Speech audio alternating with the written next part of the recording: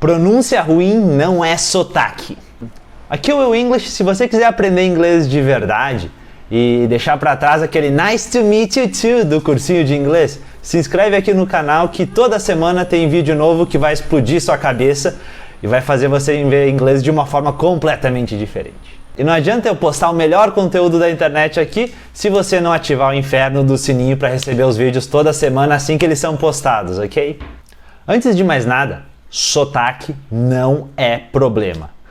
Qualquer língua que não seja adquirida, que seja aprendida, se você quiser que eu faça um vídeo falando sobre o que é língua adquirida e língua aprendida, falar disso daqui, deixa aqui nos comentários. Qualquer língua que não seja a sua língua materna, você vai ter sotaque, em maior ou menor grau, de acordo com a sua facilidade, com quanto você se dedica e um monte de outras coisas. Mas todas as línguas, elas têm fonemas diferentes, elas têm sons diferentes, que são característicos de cada língua. E você só vai dominar como um nativo, se você for um nativo, se você for exposto a esse som desde criança. Se você aprender esse idioma como uma segunda língua, você vai emular, você vai imitar e você pode chegar muito próximo, mas você nunca, jamais vai fazer o som exatamente como um nativo faria. Por exemplo, em árabe, você tem aqueles sons guturais de Ahmed, esse som gutural que você não tem no português, por exemplo. Em espanhol, o S, às vezes ele soa como aquele R aspirado de espanhol, espanhol, espanhol. No português a gente tem os dígrafos, né? O NH, o LH, lhá, lhá, nhá, nhá, esse tipo de coisa. Esse nhá, nhá ficou um pouco estranho. Enfim, cada língua tem seus fonemas específicos. E não tem problema se você pronunciar com um pouco de sotaque. E você pode ter uma pronúncia excelente, mas você nunca vai pronunciar exatamente igual ao nativo. O que não é problema, porque a ideia é que você seja entendido, compreendido quando você for falar.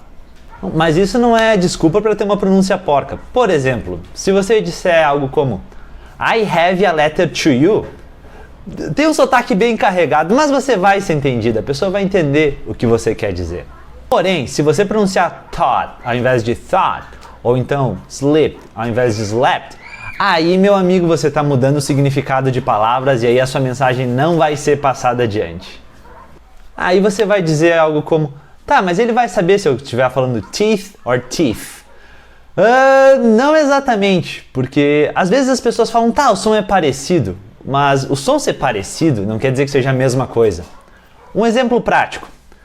Você já deve ter notado que falantes de espanhol, eles têm dificuldade em diferenciar o som do Z, Zá, Zé, Zi, Zozu e do S, Sá, Sé, Si, Só, Su, esse tipo de coisa.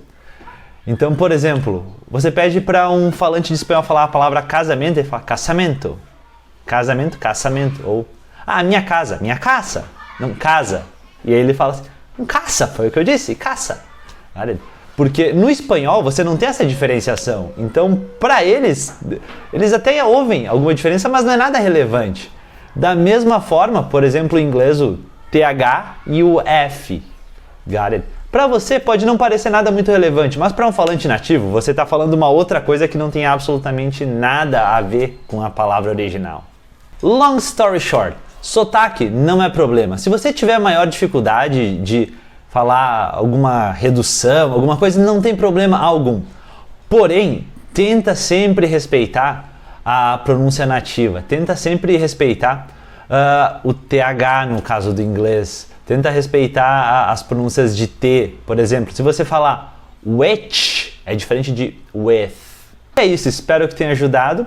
Se você curte o conteúdo que eu produzo, me segue nas redes sociais, @aulasparticulares, que lá eu posto todo santo dia o melhor conteúdo de inglês que você vai achar no Instagram.